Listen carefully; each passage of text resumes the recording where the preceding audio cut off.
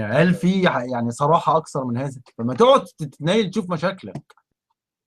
دخلنا بقى في زوايا حاجات الشريعه، عايزين نطبق قصم الشريعه على قصم الاسلام على قصم اليوم الاخضر اللي شفناه فيه. شريعه ايه وزفت ايه؟ هل قضيتنا فعلا إن الحدود والشريعه والاراء، هل دي مشاكلنا يعني؟ عشان نرضي مين؟ ابن متناكه بصماجي مرمي في قبر في 60 دقيقه، راح غار في 60 دقيقه من 1400 سنه؟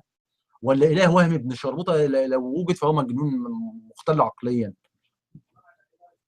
انا مشكله الشريعه، مشكله الدرهم، مشكله نظافه الشوارع والتعليم والصيد، هي ده اللي مشكلتي، مش قصهم الشريعه.